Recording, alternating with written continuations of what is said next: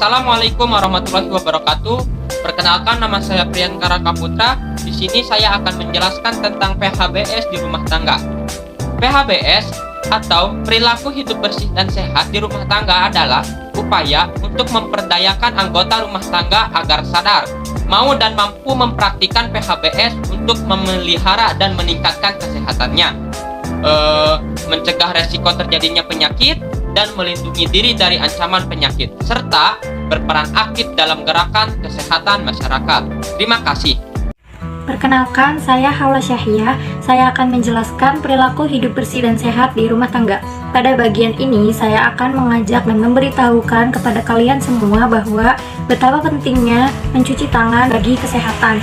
Pentingnya mencuci tangan bagi kesehatan adalah agar kita terhindar dari kuman, serta kita juga dapat hidup bersih dan sehat agar tidak terjangkit virus-virus yang ada di sekitaran kita. Apalagi sekarang sedang semaraknya virus corona. Jadi sebelum dan sesudah atau setelah melakukan aktivitas, kita perlu mencuci tangan kapanpun dan dimanapun.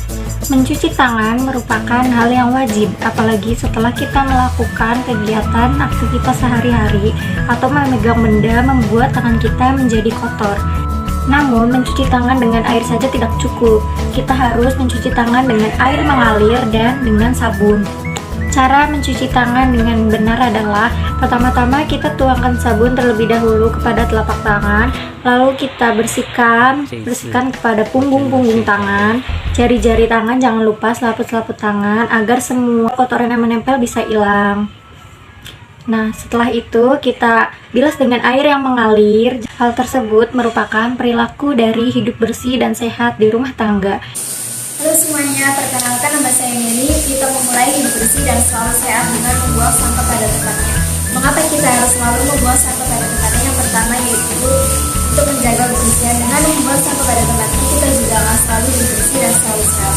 Yang kedua, mencegah terjadinya banjir. Karena membuang sampah sembarangan juga bisa menyebabkan banjir.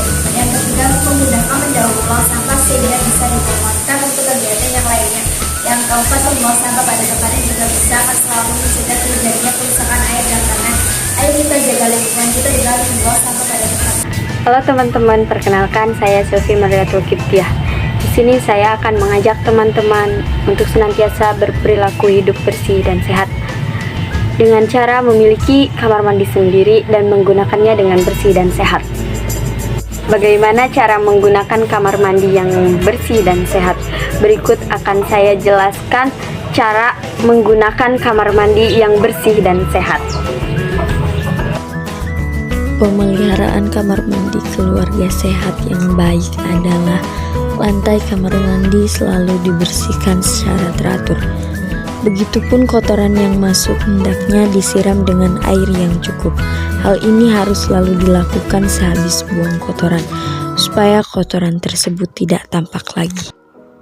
Perkenalkan, nama saya Dita Julianti. Di sini saya akan mengajak kalian semua untuk memulai hidup sehat dan bersih dengan cara membersihkan jentik-jentik nyamuk yang ada di lingkungan sekitar kita. Mengapa sih kita harus membersihkan jentik-jentik nyamuk tersebut? Agar kita terhindar dari penyakit yang disebabkan oleh nyamuk seperti demam berdarah, malaria, dan kaki gajah. Terus, bagaimana sih cara membersihkan jentik-jentik nyamuk? Dengan cara kita tidak boleh membiarkan air yang menggenang dan harus cepatnya dibuang. Sekian penjelasan tentang jentik-jentik nyamuk. Kenalkan, nama saya Yusuf, saya dari kelompok 1. Saya akan menjelaskan materi dengan cara melakukan aktivitas fisik setiap hari. Mengapa kita harus melakukan aktivitas fisik setiap hari? Contohnya satu, menjaga kesehatan agar terhindar dari penyakit. 2, meningkatkan kekuatan otot dan daya tahan tubuh. 3, mengurangi stres dan emosional. 4, terhindar dari penyakit jantung, stroke, kanker, tekanan darah tinggi, kencing manis, dan lain-lain. 5, mencegah kelebihan berat badan. 6, lebih bertenaga dan bugar. 7, secara keseluruhan keadaan kesehatan menjadi lebih baik. Sekian dari saya. Wassalamualaikum warahmatullahi wabarakatuh. Hai semuanya, perkenalkan nama saya Anggun Gotrunada. Saya di sini ingin mengajak kalian semua untuk menerapkan perilaku hidup bersih dan sehat dengan cara memakan buah dan sayur setiap hari. Memakan buah dan sayur adalah kebiasaan yang baik. Mengingat pola makan yang sehat dan baik akan dapat membantu kesehatan seseorang dan menjadikannya tidak mudah sakit. Lain halnya dengan seseorang yang pola makannya buruk, mereka akan mudah terkena penyakit. Nah, oleh karena itu, maka kita semua mulai dari sekarang harus makan buah dan sayur ya. Terima kasih. Halo semuanya, perkenalkan nama saya Sinta Nuryanti. Saya akan membahas PHBS rumah tangga tidak merokok di dalam rumah. Kenapa sih rokok itu bahaya? Karena asap rokok yang terbuang dalam rumah akan tersebar selama 4-6 jam dan juga akan meninggalkan zat-zat beracun pada perabotan rumah. Contohnya pada kaset, tirai, bahkan pada dinding-dinding rumah. Rokok itu dibagi menjadi 2. Yang pertama, ada perokok aktif, yaitu orang yang merokok. Dan yang kedua, ada perokok pasif, yaitu orang yang menghirup asap rokok.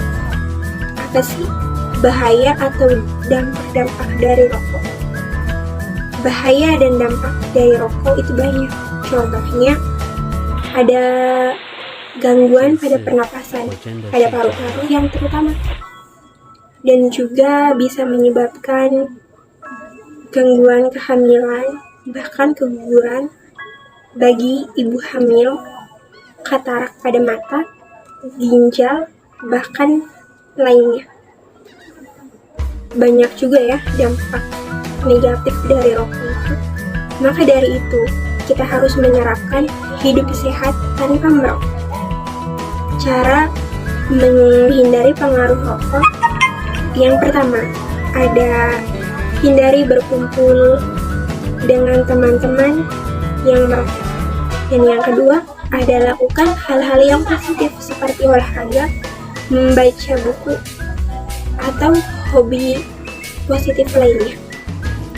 Dan juga kita harus banyak-banyak mencari informasi tentang bahaya dari merokok.